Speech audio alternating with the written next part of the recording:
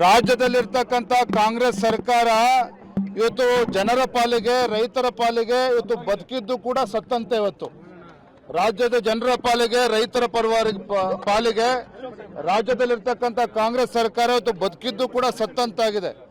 ರೈತರಿಗೂ ಕೂಡ ನ್ಯಾಯ ಸಿಗ್ತಾ ಇಲ್ಲ, ಬಡವರಿಗೂ ಕೂಡ ನ್ಯಾಯ ಸಿಗ್ತಾ ಇಲ್ಲ, ದಲಿತರಿಗೂ ಕೂಡ ನ್ಯಾಯ ಸಿಗ್ತಾ ಇಲ್ಲ.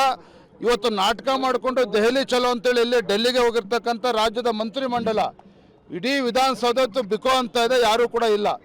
ಹಾಗಾಗಿ ಇವತ್ತು ಮಹಾದ್ವಾರಗಳನ್ನ, ಮೇನ್ ಗೇಟ್ ಅನ್ನು ಅವರೇ ಬಂದ್ ಮಾಡಿದ್ದಾರೆ. ಇವತ್ತು ವಿಧಾನಸೌಧ ಮಂತ್ರಿಗಳು ಕೊಠಡಿ ನಾವೇ ಇವತ್ತು ಬಂದ್ ಮಾಡಕ್ ಹೊರಟಿದ್ದೇವೆ. ಎಲ್ಲರೂ ಕಚೇರಿ ಬಂದ್ ಮಾಡ್ತೀವಿ.